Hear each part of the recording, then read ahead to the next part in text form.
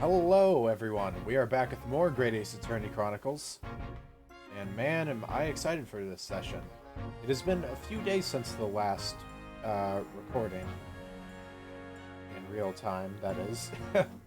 Yeah, I took a break for a few days, mostly just because I was playing other games and had some other stuff going on as well. But yeah. Anyways, I'm very excited to get back into things, so let's get to it, shall we? Time to talk to my kindred name fellow.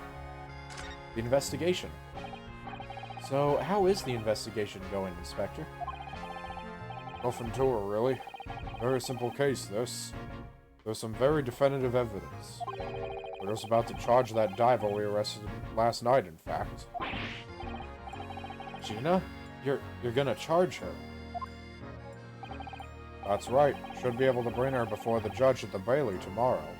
Not if we have anything to say about it, except that we haven't even gotten her to accept us as her lawyer, but that's beside the point. Definitive evidence, you say? What is it? Come on, show me. Your ladyship, as much as I wish I could oblige you, I'm afraid... Ah, I see. I thought she was trying to stare holes into him in order to get him to tell the truth. Or stare into his soul. You've already captured the pair of thugs who broke in here last night, have you? What the... And you're going to put them on stand as witnesses, are you? How could you... How could you possibly know that? I had a feeling, that's all. Remind me never to try to keep a secret from Iris. Turns out he's actually keeping the biggest secret, that he is the one that burned McGilded to death. So you've arrested the two men who shot Mr. Sholmes, have you? Well, yes, they were rounded up pretty quickly by the lads on the beat. And Miss Lestrade is being held at the prison. I mean, we already know that. She should be. That's assuming she hasn't lifted the key from the jailer, of course. I can see that happening. Sholmes. Can you tell us anything about Mr. Sholmes? What's his condition? Sorry, I'm not at liberty to divulge that information. Scotland Yard matters are strictly confidential. Well, I know he's being operated on at St. Sinner's. I'm pretty sure it's Sinners. Why can't I see him? I'm family, you know. I'm terribly sorry, your ladyship. It's the hospital's policy. No visiting at all. Oh. The bullet must have hit an artery in his midriff. He's lost a fair bit of blood. Oh no. He didn't seem too bad in the first hour or so, but a hemorrhage like that is enough to make even the one and only Sholmes pipe down. Mr. Sholmes is a human like the rest of us, you know. Well, anyway, he's having emergency surgery right now. You gotta stop that bleeding. But he will be alright, won't he? They'll be able to make him better. Of course, your ladyship. He'll be right as rain before you know it. Really? How do you know? How do I know? Well, because, of course. Oh yes, because Mr. Sholmes is such a great detective, that's why. We better pray the doctors have a better grasp of what's needed to make someone well again. Oh dear. Please don't die, Hurley. Don't worry. I'll report to your ladyship the moment I hear he's out of the operating theater. Thanks, Gregson. You're a good dude. Even if you're just kind of doing it to suck up to the person who puts you in the stories. I couldn't help noticing, Inspector. What? Out with it, sunshine. Well, there seems to be a marked difference between the way you talk to me and Iris. Watch the sauce, Sonny. I'm a copper, and we don't go in for favoritism. Yeah, sure. But he's right. You do treat us differently. It's because of those adventures of Herlock Sholmes stories, that's why. Oh. I crop up in him, don't I? Inspector Tobias Gregson. Oh, well, yes, because you're an acquaintance of Hurley's. What did you write about the Inspector, Iris? I don't remember, really. It was one of Sholmes's lines. Gregson is the smartest of the Scotland Yarders, is how he put it. Oh, did I write that? You know what that one line did for me, eh? The very next month my pay doubled! Doubled, I tell you! Oh, that's amazing. All because everyone at the yard reads them. They read all the Herlock Sholmes stories. They've even set up a fan club for me. Of course, that explains everything. It was around that time that you became such a toady to me. Can you blame me? All it'd take is one bad word from you and Sholmes could change his tune about me. Gregson? No, the detective would say. He's getting quite overrated these days. Think what would happen to my salary if that came out of the print, yeah? The whole thing gives me the willies. Can't tell you how many nights of sleep I've lost to worrying about it. But that would never happen, Gregsy. Every month when the new Rance magazine comes out, my hands are trembling as I turn the pages. Oh, how awful for you. Here, have some of my tea to settle your nerves. Here comes the joiner Giovanna. Dramatically puts down cup on table.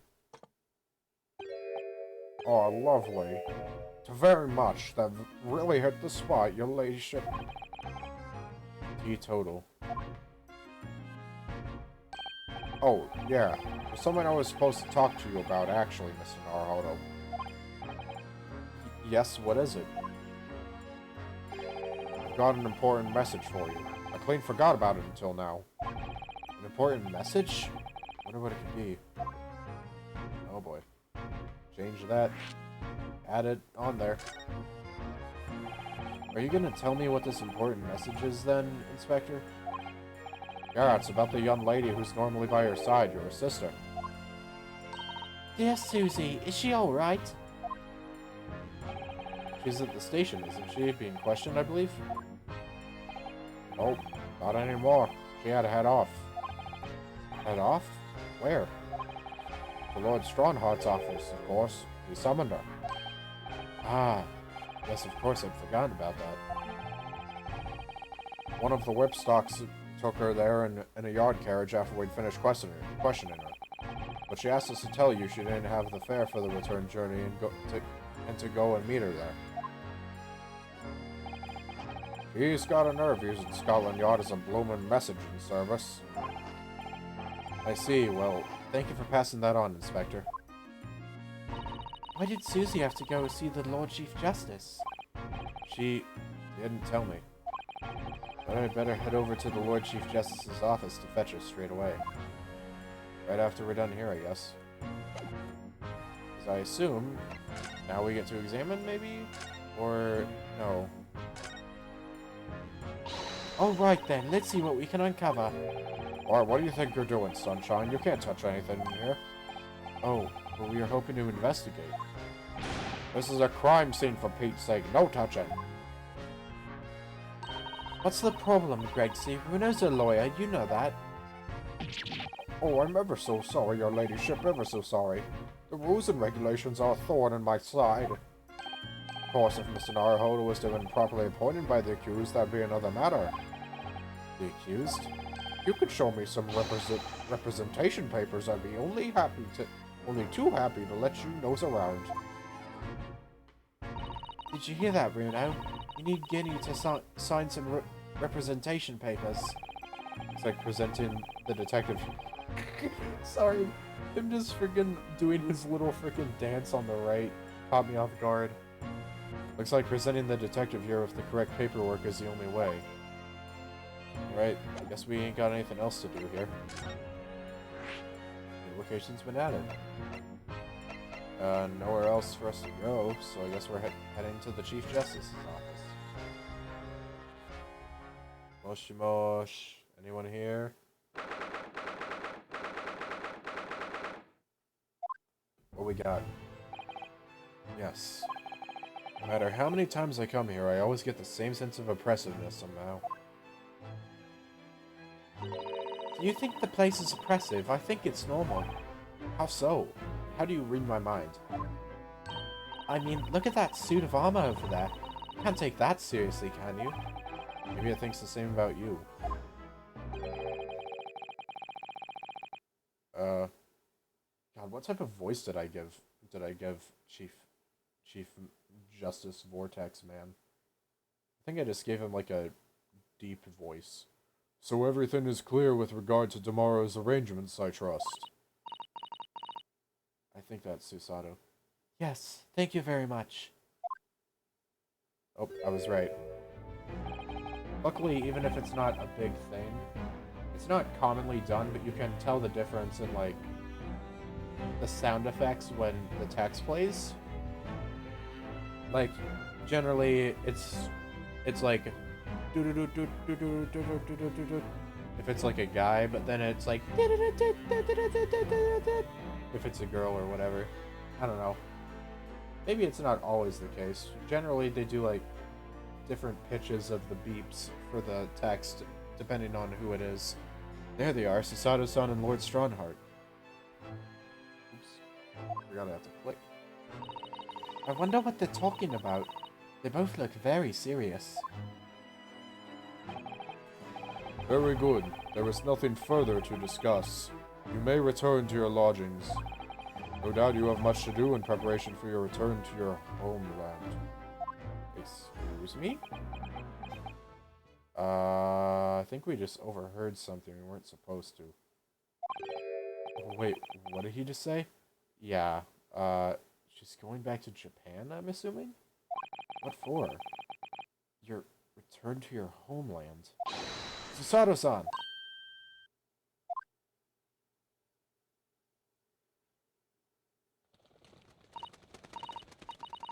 Great timing as ever, doves. Oh, Mr. Naruhodo. Mr. Naruhodo. What was all that about?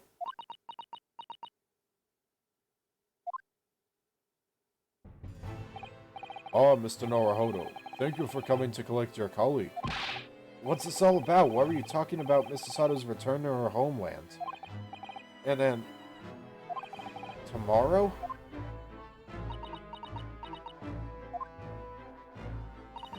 Tomorrow?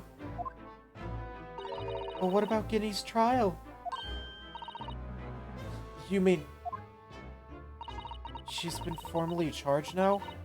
Oh dear. Oh, we're not gonna have... Are we not gonna have Susato by her side on the trial? That's the first time... That's a first. Oh, we've certainly got a lot to talk about here. Mr. Sato, what's all this about? Oh, please don't concern yourself, Mr. Naruhodo. It's only me going back to Japan. Your life here can continue, just as it... That's not what I asked! What happened? Why are you leaving? It's my father. He's fallen ill. Oh, no! Oh, shoot. Professor Mikitoba? Professor Mikitoba? He's fallen. Oh god, what voice did I give this to? It's been so long. If I may. Yes, sorry. You must be the defendant, Ryunosuke Naruhodo, I believe. Yes, that's right. My name is Eugene Mikitoba. I'm a professor of forensic medicine at Yume University.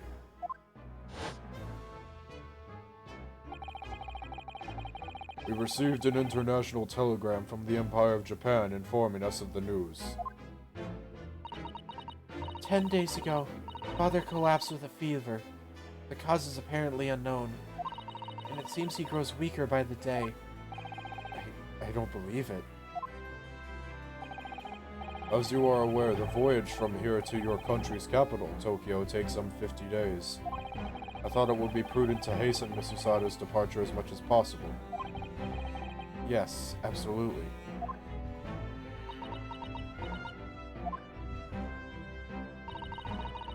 I will leave London first thing tomorrow morning. I can't believe this is happening. Dang. Shit, that sucks. Why didn't she tell us, though, is the only thing.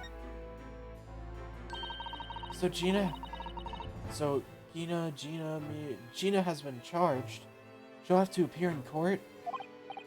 Yes, she was formally charged a few hours ago. The date of the trial has already been set for tomorrow.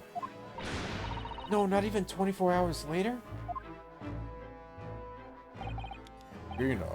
Ah, the Lestrade girl in the murder of the Baker Street pawnbroker, yes. And all too transpicious case. An all too transpicious case.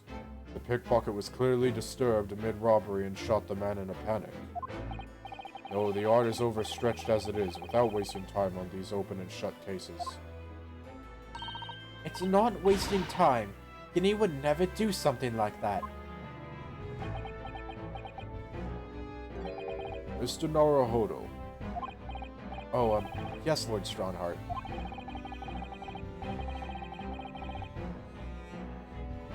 In defense of your fine services to date, I shall overlook this young girl's insolence.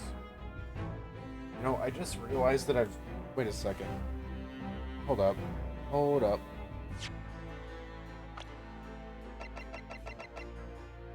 Okay, yeah, I realized I called him Vortex earlier, which was actually what he was called in the original, there was a fan translation made for this game.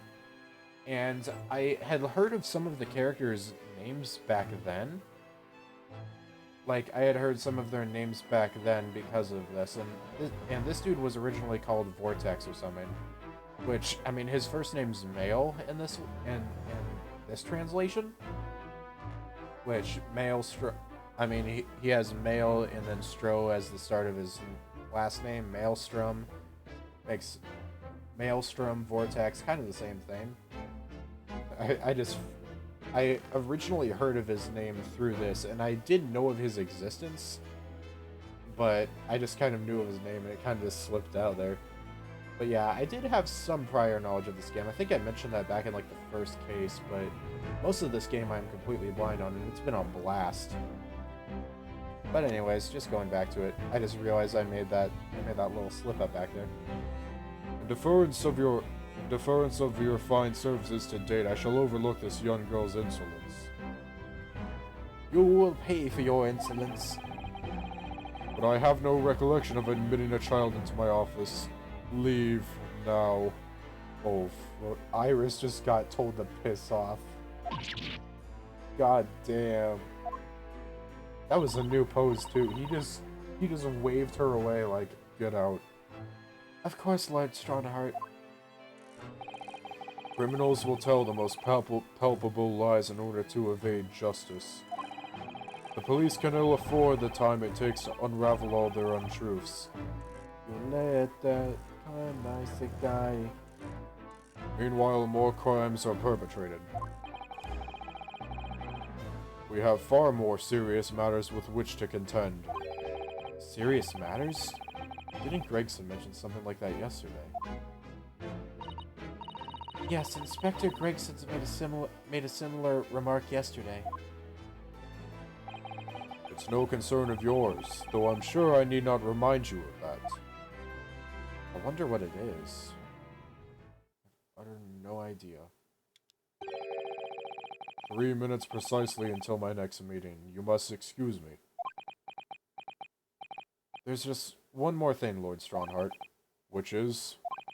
It's Miss Lestrade's trial. I wonder if you might permit me to defend her. A timely suggestion. Sorry? The girl currently has no representation. I mean, we already knew that because we already went to the prison, so we kind of knew that, but yeah. But that's not fair. Yes, she may be a pickpocket, but she still deserves a fair trial. Do not misunderstand me, young lady. The government provides for those too poor to afford representation with a public defender. The accused need only sign the relevant paperwork and a defense barrister will be assigned to the case. However, the young girl in question has refused that right. Why would she do that? A question you would do well to direct in Miss Lestrade. You'll find her at the local prison. Yes, thank you. Yeah, we've already been there. I feel like this is lined up as we did, like, things in a wrong order or something. Now then, it's time I was leaving. Good day to you. Adios, Strongheart. What a day. Gina charged with murder. Susada-san about to leave.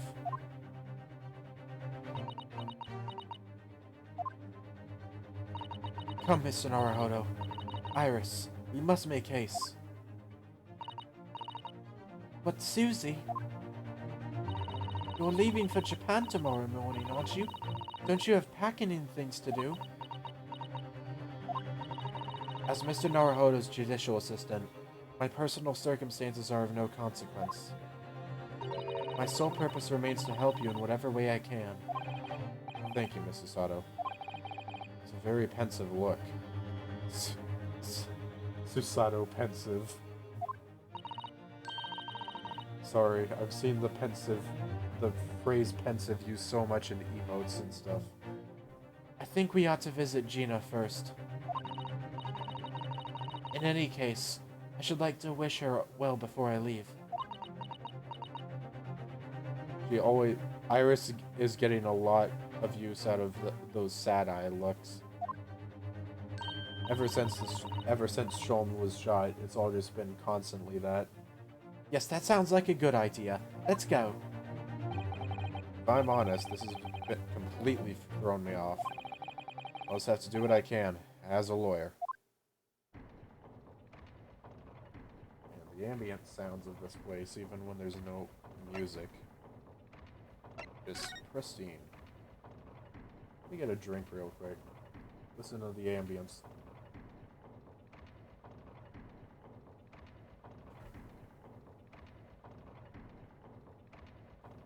Alright, that's better. Let's examine some things, see if we can get any funny dialogue. Oh, I've always dreamt of sitting at a huge desk like that and looking important. Why don't you try it then? Discreetly, of course.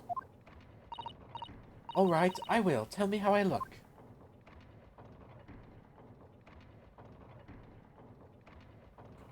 Well, Bruno, what do you think?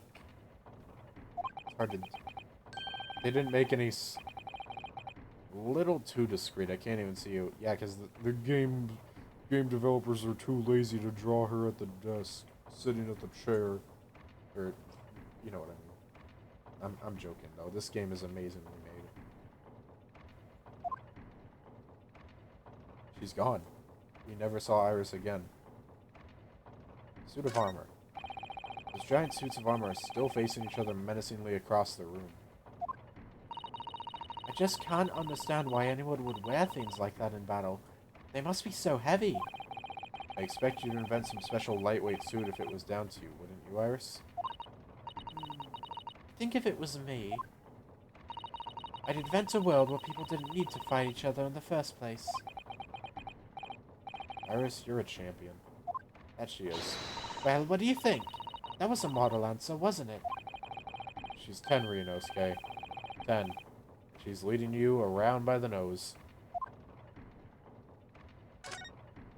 Speaking of noses, I have a bit of... Well, not a bit of a cold, but a bit of a stuffy nose today, so excuse me if I sound a bit out of sorts. I haven't mentioned that yet, but I don't know if I sound weird or not. I love clocks and their mechanisms, don't you? The way all the hundreds of pieces fit together and work as one to move the hands of a single timepiece. Timepiece? Are we in hat in time? Cue laugh track. Yes, I can imagine clocks are just your cup of tea. When I was little, I used to dream of one day living inside a clock, you know. And you must be envious of the Lord Chief Justice having his office in a place like this, I suppose. No, not really. Oh. Well, I mean, that's a dream for when you're little. It'd be silly now, says the 10-year-old. Don't let Lord Strongheart hear you talking like that. Imagine he is Imagine Lord Strongheart just shows up and Iris is like, your office isn't that impressive. And then he's just like, oh, okay. Oh my goodness, just look at all these books.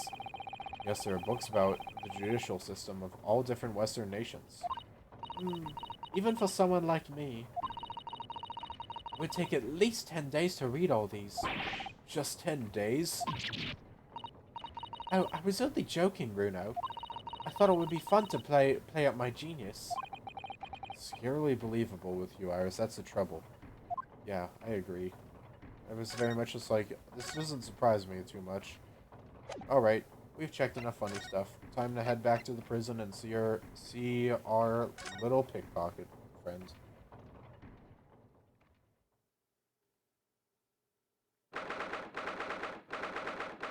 April 16th. Local prison, cell 13. Hey there. Ah! Hello again, Gina. And she's loading it right off the bat again. Locked and loaded. What are you lot here for now?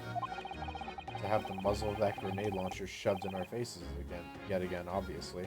Yet again, you're pointing it at the bars. That's just gonna blow back in your face if you fire it right from where it's pointed. Like, you'd have to put it up a bit higher, like in front of your face.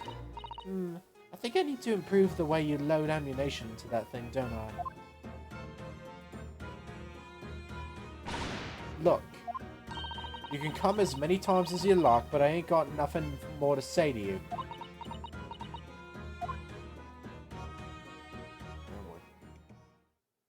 Sato got something to say? Gina, I wonder if you might hear me out. There's something I'd like to say. What? Sorry to say, but I must reluctantly bid you farewell. Farewell? Tomorrow I must begin my journey back home. To Japan. I fear we may never meet again. Oh, right. I've had the pleasure of meeting so many lovely people here in London. I have so many wonderful memories. And yet, this thing stand now. It will be a glum parting indeed. Poor Iris is so miserable. Susie. Well, that ain't my business. Both Iris and Miss Naruhodo believe you to be innocent, Gina. They've put their faith in you. But somehow you can't find it in your heart to put your faith in them. Yeah, that's right, I can't. What of it? It grieves me greatly to have to say goodbye to my friends when they are so clearly unhappy. Because of you. It's my fault. Yes. So I have one final request, Gina. Before our paths never cross again. Right here and now. I want you to show both of them you don't deserve the faith they've invested in you. Eh? Only by doing that will you truly be as alone as you claim to be. What are you talking about? What do you expect me to do, eh? You've told us that everyone lies. So prove it by admitting one of your own untruths. Damn. Susato got her good. I love Susato. She's such a cool character. What about what you said before, Guinea? You said something about unforgivable lies. You must tell Mr. Naruhodo and Iris the truth now. That is my last request before I leave. My last request is the judicial assistant. No, I can't. Whatever these lies are, they're obviously weighing very heavily on Gina's mind. Gina, I could be wrong, but is it something to do with what happened 2 months ago? Something about that trial? McGilded's. The one in which Magnus McGilded was acquitted.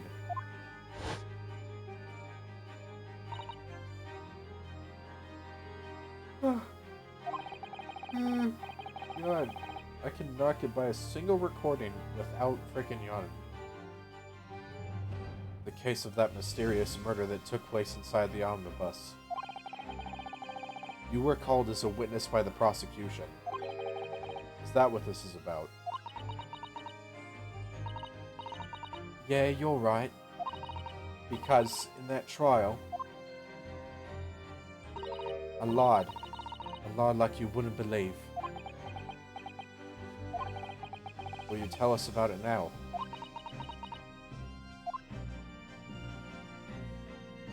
Oh shit.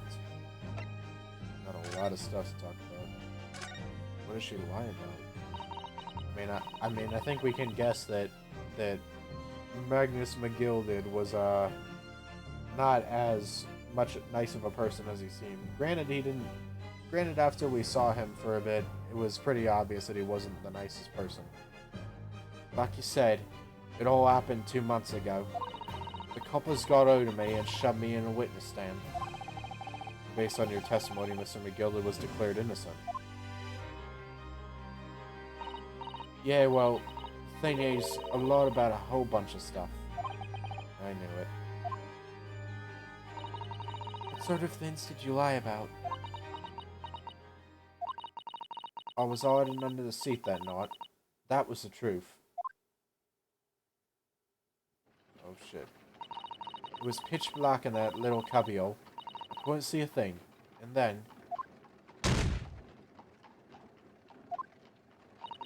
I heard that loud thud like someone falling to the floor.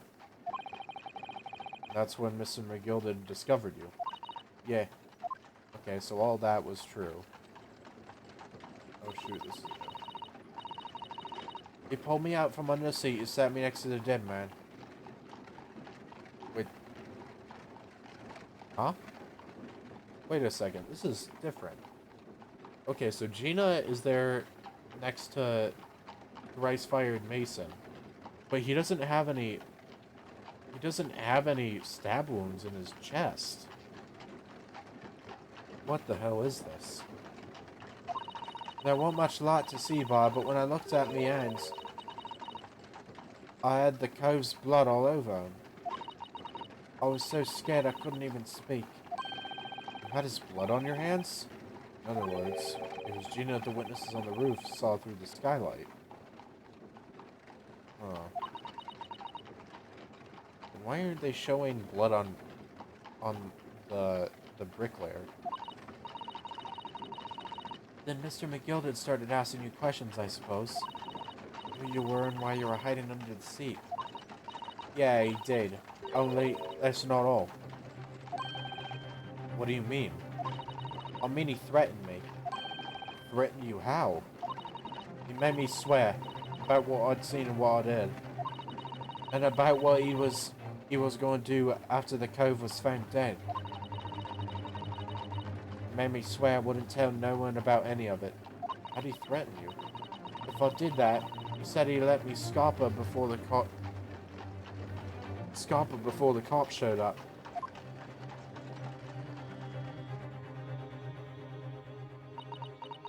So, how did he threaten you?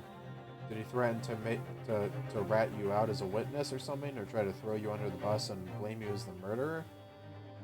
I'm confused on how he could threaten a pickpocket. Because Gina's stated before that she has no family, so it's not like she could have been threatened by well, you know, threatening to kill her family or something like that. I don't know what besides the witness thing I said earlier. I don't know what else there could be. Gina, you must tell me what he swore you to secrecy about. What you saw, what you heard, everything. The man's dead. I see no reason not to. Holy shit. That is 3 whole damn things. I'm going to pause the recording briefly. What you saw, what you heard. Okay, let's just go down the list. You said McGilded made you swear not to tell anyone what you saw. But you were in the pitch black compartment under the seat the whole time, weren't you? Yes, with Mr. McGilded sitting above your head, if I remember correctly. Yeah, that's true, but it was when I heard the thud of the cove in the floor, I let out a little scream, see? Couldn't help it. Mr. McGilded heard that and dragged me out by the arm, and that's when I saw it. It was on the floor next to the old geezer what had been stabbed. A disc, all bright and shiny. Oh shit. A disc? Do you mean? Yeah, that's it. The one what the D took off me at Windibanks. So the music box disc was there on the floor of the omnibus? Not for long, McGilded spotted it straight away. He picked it up smartish and stuffed it in his inside pocket. So that disc was in the omnibus 2 months ago at the scene of Mr. Mason's murder. And the bog trotter told me I want to matter a word of it to no one. How did he threaten you? I'm still confused on that. Anyways, let's just go down. What you heard. Because it was so dark under the seat in the cab, I was straining my ears the whole time. After a while, I heard the door and footsteps inside the cabin. Or was there a conversation between the victim and the Gilded? That would be something big. Presumably that was McGilded getting on board. Nah, not only him. Oh, because I could definitely make out the footsteps of 2 people. In that case, it would seem likely that it was Mr. McGilded and the victim. Mr. Thrice-Fired Mason. In his testimony during the trial, Mr. McGilded claimed he slept during the carriage ride. That was clearly a lie. But whenever I'm in a carriage, I'm taken with a fierce tiredness, and I always succumb to it. Good, I don't have to voice him for long. The Danny DeVito voice gets to me. And your own testimony, Gina, supported this.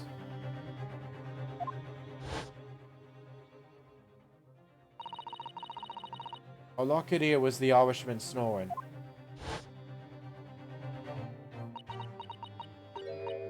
Yeah, that wasn't exactly true. Neither of them was asleep. I could hear him talking the whole time in low voices. What? What were they talking about? Sorry, I don't know. The sound of the horses and the wheels was too loud. But that still tells us something. Mr. McGilded and the victim knew each other.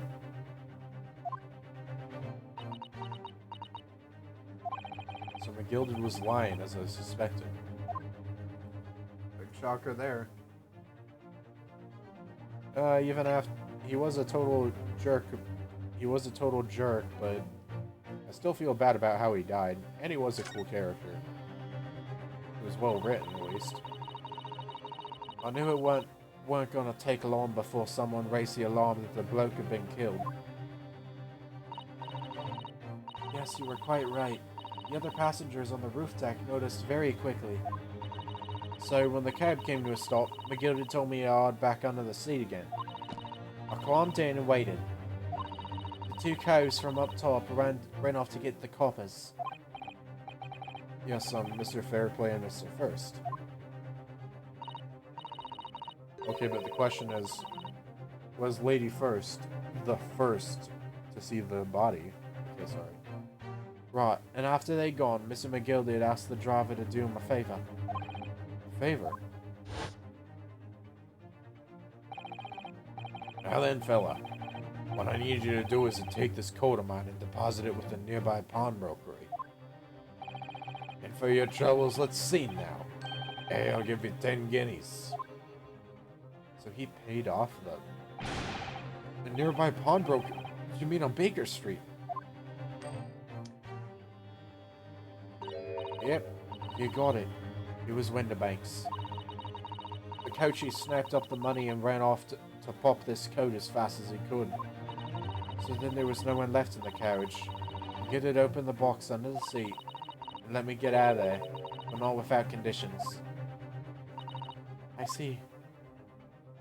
Damn. McGilded's conditions. What were McGilded's conditions then? Letting you go. Okay, so I guess that was it. She literally just didn't want to be a witness or something, so she just wanted to rent. She did everything she was asked because of that. For letting you go free, I mean. Don't go quiet now. Not telling a soul, not for anything. About what I saw and what I heard. And there was something else as well. There's more? Yeah. This is the most important thing. He said... Oh, shoot. Whoa. I'm after sending the coachman on a little errand for me with some small change in his hand. Now then, did you hear what I asked him? Did you see anything at all? At all? At all? You asked him to go pop your weasel, right? Hey. The thing's taking my overcoat to deposit with a pawnbroker hereabouts. And I want you lads to take the redemption ticket for it. Do you understand? Well, you want me to have the ticket?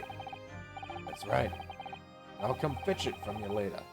Sometime within the next 2 months. You gotta hang on to it until then, is that clear? And whatever you do, don't lose it.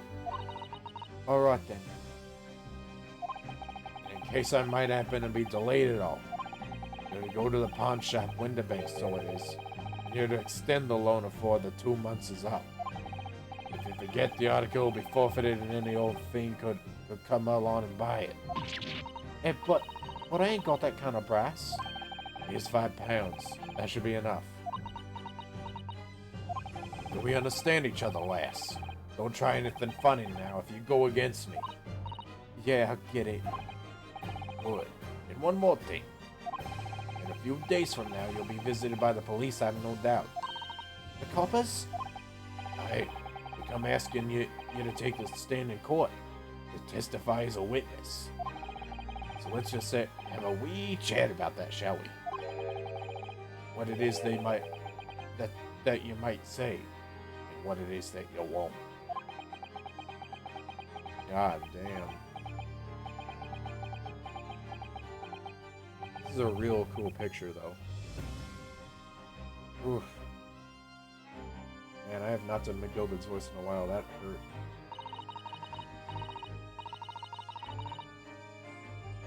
After he'd gone over it all, I parked it. Got as far away from there as I could. He hid the pawnbroker's ticket in some bushes near the scene. I went to fetch it the next day once it got dark. So McGilded planned it. And coerced Gina into giving false testimony. Sounds about right. Sounds about expected, but man. Dude had that planned out. That murder must have been premeditated. He was too well prepared for that. Man, there's a lot we need to learn about what happened between McGilded and Mason, though. I wasn't wrong when I said, I think I said at the end of case 3 or the start of case 4, that generally, that a case like this might be something to come up in the final case of the game, and it seems that I was very much right on that. I bet you're ready to string me up, eh? I lied in that big old courtroom. I told some corkers. The thing is, he said he would make it so he couldn't live in the East End no more. That's what he threatened me with. Oh. So you and... Oh. What a wicked man. What a wicked man. He knew everything what went down in the... went on in the back slums. He knew we had no one to look after us. And we was all just looking out for each other, getting by together. So you mean Mr. McGilded would have... In an heartbeat, he could have had a lot of us chase out of there if he wanted to. And then where could we have gone, eh? Nowhere, that's where. So, I didn't have no choice. Damn, so she was doing it to protect not only herself, but the other people in the slums. Thank you, Gina, for telling us everything. But I'm for it now, eh? Go on, admit it. You must be livid. Well, you can make amends by doing me a simple favor. A favor? What? Sign the representation papers for tomorrow's trial. Eh? If you don't actually want me to represent you in court, you can rep it up later. But we need that paperwork or we can't investigate. The police won't let us. Investigate what? Scene of the incident last night. Mr. Sholmes was shot, you see. You what?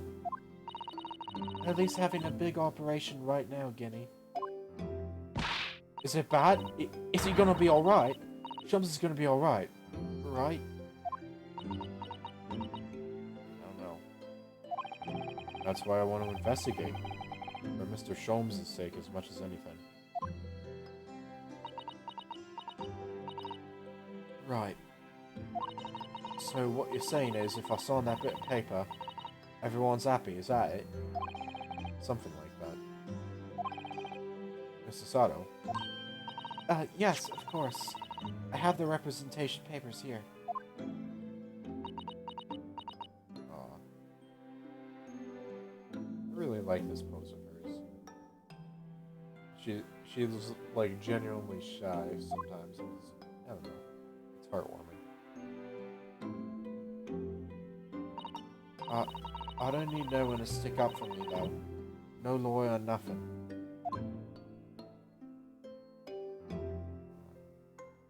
She's a good girl at heart. She might not act it, but she is. Poor Guinea. She seems so lonely. Gina's representation papers have been entered into the court record. Well, at least this should mean we can investigate the scene at Windibanks now. Yes, and perhaps we can come back to visit Guinea when we're done there. Yeah, we can. I feel like we finally cracked Gina. She's opened up to us at last. Now I have her representation papers. No one else knows what a responsibility that is. Anyway, for now it means Inspector Gregson can't stop us at investigating at Windibanks. Although something tells me he's not going to be happy about it. Probably not. Oh man.